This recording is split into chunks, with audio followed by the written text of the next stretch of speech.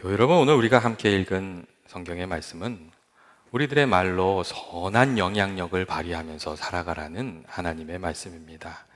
우리들의 말로 주의 뜻을 이루고 귀한 열매를 맺고 또 주를 닮아가면서 살아가라는 그런 말씀입니다.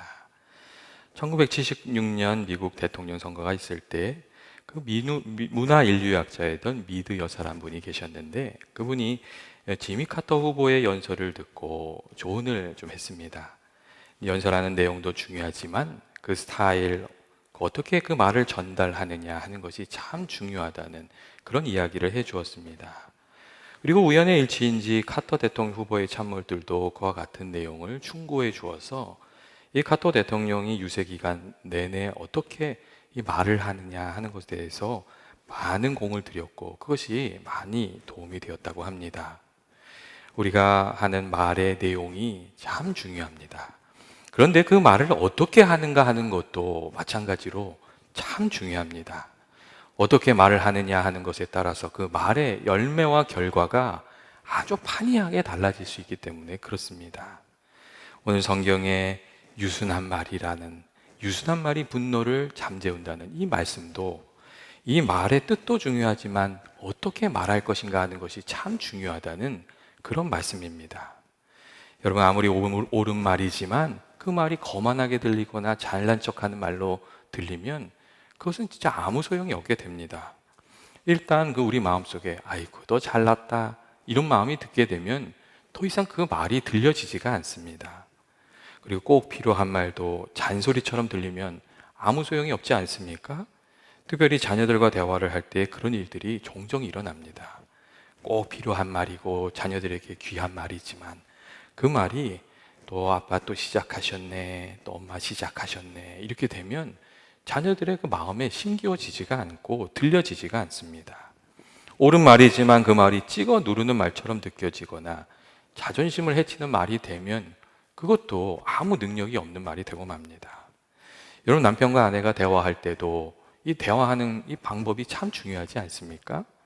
남편이 아내한테 말할 때는 좀 공감하려는 자세로, 공감하려는 마음으로 이야기할 필요가 있고, 또 아내가 남편에게 말을 할 때는 그 요점을 좀 잘 간추려서 말하는 그런 방법이 좀 필요합니다. 이 여자분들이 대화하는 그 스타일이, 방법이 있잖아요. 그래서 아내가 남편한테 이야기를 좀 하려고 하는데 남편이 갑자기 이 공감의 자세가 아니라 그래서 결론이 뭔데? 이렇게 얘기하면은 아내한테 아무리 이렇게 사랑하는 마음이 있어도 아내들이 그걸 느끼지 못하고 나를 무시하는구나 그렇게 생각을 하게 됩니다. 반면에 아내가 또 남편한테 이야기할 때 이 사돈의 팔촌부터 시작해서 아침에 일어났던 일부터 빙빙 돌아서 얘기를 하다 보면 그 남편들이 그렇게 이야기를 합니다. 그래서 도대체 결론이 뭔데? 이렇게 이야기하게 됩니다. 이 남자들도 여자들도 각기 말하는 방식이 다르기 때문에 그것을 좀 생각하면서 그 말을 할 필요가 있다는 이야기입니다. 여러분, 자녀들과 이야기할 때도 그렇지 않습니까? 자녀들을 양육하는 데 있어도 말하는 방법이 참 중요합니다.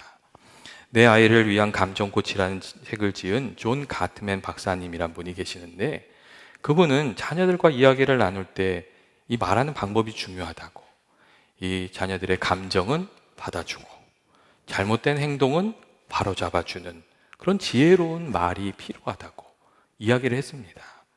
만약 자녀들의 마음이 격한 마음이 되었다면 그 감정을 좀 공감해 주어서 그 마음을 먼저 풀어주고, 그 다음에 무엇으로부터 그 감정이 생겼는지, 또 어떻게 문제를 풀어가야 하는지 좀 이렇게 질문과 대화를 통해서 옳은 판단을 내릴 수 있도록 도와주는 그런 대화의 방법이 필요하다고 그렇게 이야기를 했습니다.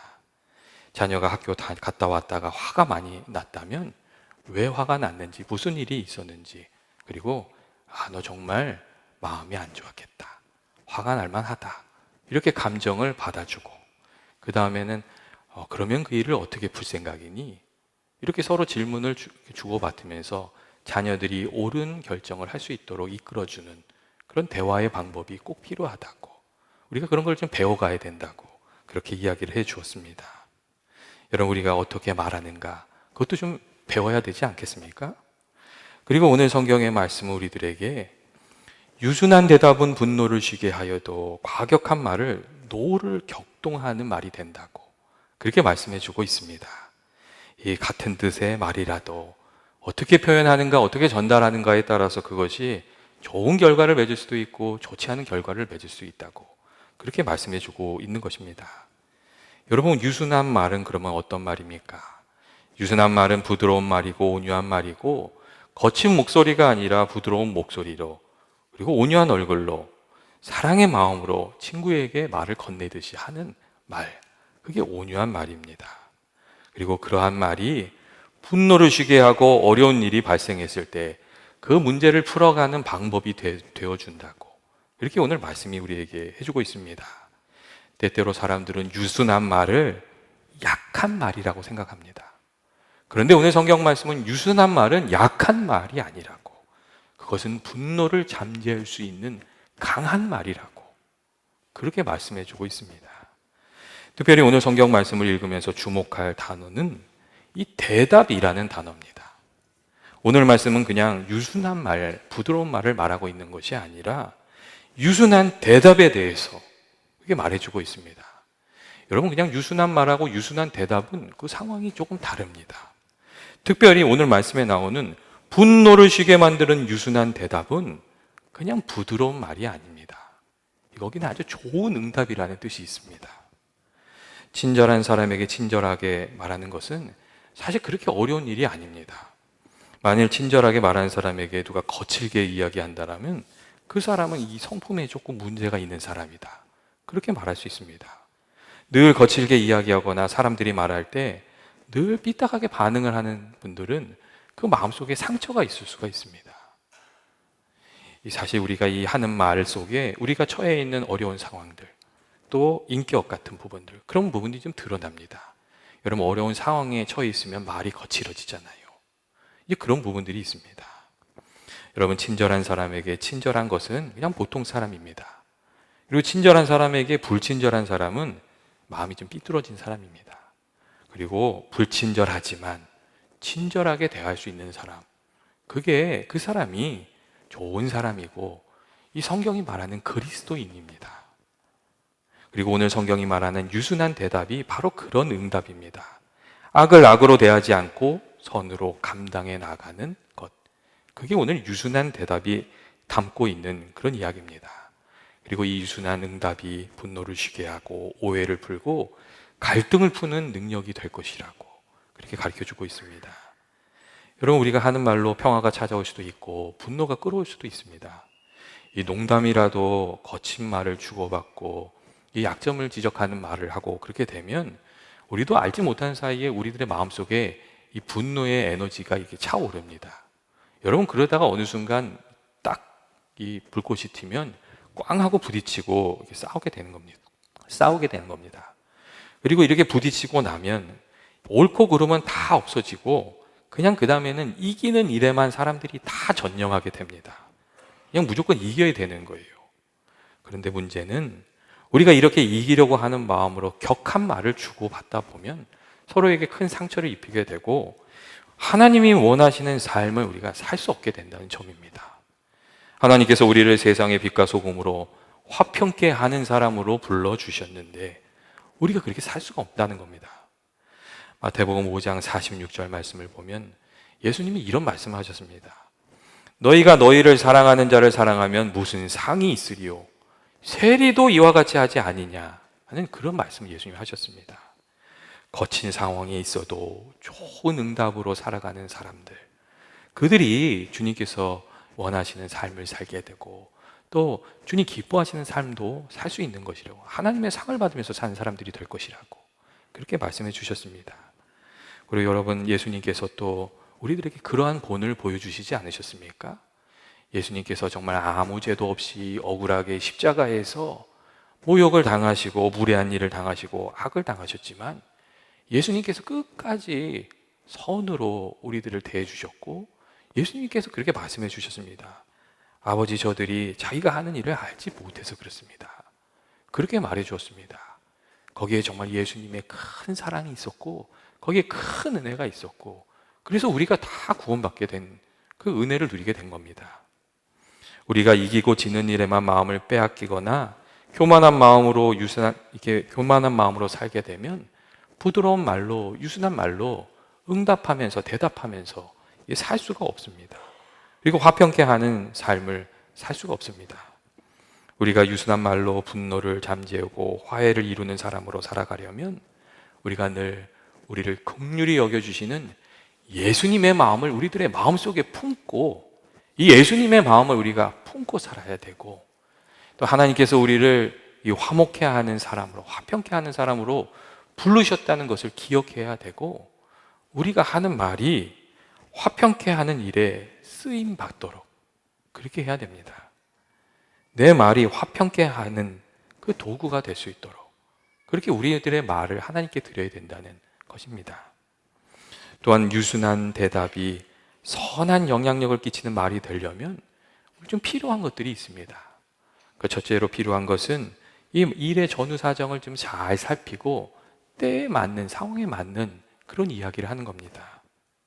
이 상대방의 이 말이나 행동에 바로 응답하지 않고 상황을 잘 살피고 듣고 그 다음에 말을 하는 것, 그것이 유순한 말이 힘을 가지게 하는 한 가지 조건이 됩니다. 이 사실에 부합하지 않거나 상황에 적절하지 않으면 아무리 부드러운 말도 그 가치가 없습니다. 그래서 잠언 25장 11절 말씀을 보시면 합당한 말은 아로새긴 은쟁반의 금사과와 같다는 말씀이 있고, 잠언 18장 13절의 말씀을 보면 사연을 듣기 전에 대답하는 자는 미련하여 욕을 당한다는 말씀도 있습니다. 이 상황에 적절한 말이 되어야, 그리고 그것이 부드럽게 표현될 때 그 영향력 있는 말이 됩니다. 둘째로 우리들의 말이 유순하면서도 힘이 있는 말이 되려면 이기려는 말이 아니라 덕을 세우는 말이 되고 은혜를 끼치는 말이 돼야 됩니다. 에베소서 4장 23절 보시면 이런 말씀이 있습니다. 무릇 더러운 말은 너희 입 밖에도 내지 말고 오직 덕을 세우는 데 소용되는 대로 선한 말을 하여 듣는 자들에게 은혜를 끼치게 하라는, 이 듣는 자들에게 은혜를 끼치게 하라는 그런 말씀이 있습니다. 제가 이제 종종 나눈 이야기 중에 그 레이건 대통령에 대한 이야기가 있습니다. 미국의 대통령 중에 설득력이 아주 뛰어냈던 대통령 중에 한 사람으로 레이건을 꼽는 사람이 참 많습니다. 왜냐하면 그 연설의 내용도 좋았지만 더 훌륭했던 것은 그것을 전달하는 레이건의 태도였다고 그런 말을 합니다. 연기자 출신이어서 그런지 아주 호소력이 있었고, 특별히 이 레이건의 연설을 들으면 이 상대방의 의견을 어떻게든 꺾으려고 하는 것이 아니라 정말 나라를 걱정하며 모두를 위해서 하는 말로 이렇게 들렸다는 것이었습니다. 이 사랑하는 이가 정말 잘 되기를 바라듯이 이렇게 이야기를 했기 때문에 그 정당을 떠나서 레이건을 지지하는 사람들도 많이 있었다고 합니다. 여러분, 그리스도인 된 우리들이 잘못을 따지는 것이 아니라 덕을 세우고 은혜를 끼치는 말을 하고 또 그것을 좀 연습해야 됩니다. 이게 우리가 꼭 필요한 것인데 이게 잘 안 돼서 그렇습니다. 그래서 우리들의 말이 은혜를 끼치고 덕을 끼치는 말이 될 수 있도록 우리가 좀 이렇게 연습을 해야 됩니다. 그리고 우리가 우리들의 말로 좀 사람을 살리고 가정도 교회도 살리고 또 만남을 복되게 하는 그런 말이 되게끔 그렇게 해야 됩니다. 오늘 성경의 말씀은 그래서 온유한 혀가 생명나무라는 그런 이야기도 해줍니다. 이 온유한 말로 생명을 풍성하게 하는 그런 일도 감당할 수 있다는 그런 이야기 말입니다. 예전에 어느 교수님께서 이 자신의 조교에 대해서 이야기하는 그런 이야기가 있었습니다. 그 조교는 키도 작고 볼품도 없는 외모였지만 이 사람들하고 관계를 참 잘해서 사랑도 받고 또 이렇게 인정도 받는 아주 지혜로운 사람이었다고 합니다. 그래서 어느 날 이렇게 식사를 하면서 교수님이 그 여자 조교한테 이렇게 말을 했대요. 자네는 가정교육을 참 잘 받은 것 같아. 그렇게 이야기를 했대요. 그랬더니 그 칭찬을 받은 그 조교가 자기 이야기를 막 풀어놓더래요. 사실 그 아가씨는, 그 여자 조교는 그 강원도 깊은 산골짜기에서 살았는데 이 하루 세 끼를 걱정할 만큼 아주 가난했다고 합니다. 이 5살 때 어머니가 동생을 낳다가 돌아가셨고, 아버지가 이제 새 엄마를 결혼해서 또 자녀들을 많이 낳았는데 도박을 하다가 땅을 다 날리고 또 그것 때문에 자기를 자책하다가 이 농약을 먹고 자살을 해버렸다는 거였어요. 그리고 그때부터 그냥 아주 정말 찢어지게 가난한 삶을 살아야 됐대요. 그래서 학교를 가는데 한 번도 양말을 신어본 적이 없었대요. 그리고 늘 주눅이 들어서 친구들하고도 잘 어울리지 못하고 그렇게 늘 살았답니다. 그런데 하루는 한 번도 웃지 않는 얼굴이어서 그 별명이 얼음 선생이었다는 담임 선생님을 길을 가다가 운동장에서 딱 마주쳤는데, 이 담임 선생님이 환하게 웃어 이렇게 주면서 야, 너는 참 대단한 아이다, 그렇게 이야기를 해주고 가더래요. 그리고 얼마 후에 이게 청소를 하고 청소 일지를 들고 교무실에 들어가려고 하는데 이 담임 선생님이 다른 분하고 얘기하는 말소리가 들리더래요. 근데 그 이야기에 이런 이야기였어요. 우리 반에는 금주라는 애가 있는데 어려운 처지에서도 공부하려고 애쓰는 것을 보면 가슴이 뭉클해지고 걔가 얼마나 기특한지 모르겠다는 그런 이야기를 하고 있더래요. 근데 이 금주가 그 문 밖에서 그 이야기를 들은 거예요. 그리고 금주가 이 청소 일지를 교무실 앞에 가만히 내려놓고 울면서 집에 갔대요. 그리고 그날부터 금주가 바뀌었는데 이상하게 배가 고프지도 않고 누구를 만나든 자신감이 생기고 떳떳한 마음이 들고 그렇게 되더래요. 그리고 나중에 이 금주가 그 시골 동네 개교 일에 처음으로 서울에 있는 대학에 합격한 그런 사람이 되었대요. 이 금주가 그 선생님에 대한 이야기를 이렇게 들려주면서 선생님 때문에 제가 이렇게 된 거라고, 그 사랑 때문에 그렇게 된 거라고 그렇게 이야기를 해 주었다고 합니다. 교회 여러분, 그리스도인 된 우리가 해야 될 말은 여러분 어떤 말입니까? 그 말은 정말 사랑이 담긴 말이고 사람을 살리는 그런 말이 돼야 됩니다. 그리고 우리가 그런 말을 할 때, 그런 마음으로 우리가 말을 할 때 온유한 마음으로, 심정으로, 부드러운 말로 말을 할 수 있게 또 됩니다. 여러분, 오늘 성경 말씀에 온유한 말이 생명나무라는 그런 말씀이 있습니다. 그 사랑이 담긴 온유한 말이 정말 생명을 살리는 능력이 되는 것을 우리가 잊지 말아야 됩니다. 셋째로, 온유한 이 유순한 말이 힘이 있으려면 또 우리가 좀 때를 살피는 또 지혜도 있어야 됩니다. 여러분, 우리가 유순하게 말하면 다 좋은 열매를 맺고 설득이 될 거라고 이렇게 생각하면 너무 이게 순진한 겁니다. 이 말을 해야 될 때가 있고 기다려야 될 때가 있습니다. 그래서 잠언 15장 23절 말씀을 보면 사람은 그 입의 대답으로 말미암아 기쁨을 얻는데 때에 맞는 말이 너무나도 귀하고 아름다운 것이라는 그런 말씀이 있습니다. 그리고 예전에 심리학자 한 분이 대화법에 대해서 얘기하면서 이런 얘기를 하시더라고요. 이 정신병자를 누군가 설득하기 위해서 1시간 동안 그를 붙들고 얘기를 하면 일이 되겠냐고, 효과가 있겠냐고 먼저 그런 질문을 하셨어요. 그리고 이분이 한 말이 이런 얘기했어요. 사람이 정신이 나가면 이성이 이렇게 사라진대요. 정신이 나간다는 거예요. 근데 계속 그 사람을 붙들고 이야기하면 참 답답한 사람이라고 그런 이야기를 했어요. 사람들이 다 평상시에는 정상이지만 화가 나면 제정신이 아니게 된다는 거예요. 그리고 그때는 막 그때 쏟아붓는 것이 아니라 그 사람의 마음이 차분해지고 다시금 정상으로 돌아올 때까지 기다려줘야 되고, 그때 말하는 것이, 그렇게 기다려주는 것이 그 사람을 사랑하는 거라고, 우리가 그때까지 기다려줘야 된다고. 그리고 이 나한테 좋은 때와 상대방에게 좋은 때를 좀 살펴야 되고, 나와 상대방에게 다 좋은 때를 골라서 말하는 지혜가 있어야 된다고 그런 이야기를 해 주었습니다. 여러분, 유순한 말도 때를 맞춰야 힘을 가지게 되기 때문에 그렇습니다. 마지막으로 우리들의 말이 부드럽고 선한 능력이 말이 되려면 여러분, 우리가 기도를 해야 됩니다. 우리가 기도 중에 은하 충만하게 되고 성령 충만하게 되어야 우리가 유순한 말로 살아갈 수가 있고 또 사랑으로 말할 수 있고 섬길 수 있게 되기 때문에 여러분 그렇습니다. 좋은 말은 좋은 마음밭에서 나오는 것이고 성경은 우리 마음에 가득한 것이 나온다고 그렇게 말씀해 주고 있습니다.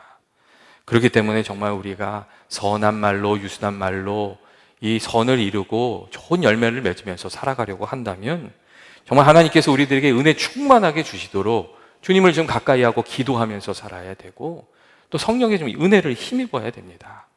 하나님 아버지, 내가 좀 잘 들을 수 있는 좀 귀를, 마음을 열어주십시오. 그렇게 기도해야 되고, 하나님 아버지, 내가 사랑으로, 긍휼의 마음으로, 부드러운 마음으로 좀 말할 수 있게 해주십시오. 그렇게 기도해야 되고, 성령 충만하게 되어서 주님의 마음을 품고 살아가게 해달라고, 여러분 그렇게 해야 됩니다. 사실 우리가 우리 힘으로 할 수 없는 일들이 참 많습니다. 하지만 주께서 우리 가운데 은혜 주시면 그 일들을 또 감당할 수 있게 됩니다. 우리가 선한 말로 덕을 이루고 은혜를 끼치고 하나님의 뜻을 이루는 일도 여러분 그렇습니다. 하나님께서 우리에게 풍성한 은혜 주셔서 은혜 안에서 은혜를 나누면서 살아가게 해달라고 그렇게 기도하는 저와 여러분이 되시기를 주의 이름으로 축원드립니다. 우리가 다 우리 입술의 열매를 여러분 거두면서 삽니다. 우리가 한 말이 공중에 사라지는 것 같지만 그렇지가 않습니다. 그 말이 우리 귀에 들려지고 마음에 심겨지면 살아있는 씨앗과 같이 자라서 열매를 맺습니다. 좋은 말은 좋은 열매를 맺게 되고, 거칠고 험한 말은 거칠고 험한 열매를 맺게 됩니다. 그리고 오늘 성경의 말씀은 부드럽고 온유한 말로 이게 선한 열매를 맺으면서 살아가라고, 우리가 선한 말로 이게 선한 영향력을 발휘하면서 좋은 열매를 거두면서 살아가라고 그렇게 말씀하고 있습니다. 날마다 우리가 우리들에게 주신 그 말로 어떤 열매를 심으면서 여러분 살아가야 되겠습니까? 주의 말씀에 합당하고 덕을 세우고 사람을 살리고 은혜를 베푸는 말로 정말 하나님 기뻐하시는 그 열매 거두면서 살아가는 저와 여러분이 되시기를 주의 이름으로 축원드립니다. 이 시간 우리 같이 한번 기도하기를 원합니다. 사랑과 은혜가 많으신 하나님 아버지, 저희가 상황에 맞고 온유한 말로 또 사랑의 말로 귀한 열매 거두며 살아가길 원합니다. 저희들의 마음 가운데 주께서 성령으로 늘 함께하여 주셔서 아버지 예수님의 사랑으로 그 인자한 마음으로 긍휼로 저희들이 살아가게 하시고, 아버지의 선한 말로 정말 입술에 귀한 열매 거두면서 살아가게 하여 주옵소서. 저희들의 마음과 생각을 늘 지켜주시고 저희가 주님과 하나 되어 살아가는 하루하루 살아가게 해주시길 원하오며 예수님의 이름으로 기도합니다.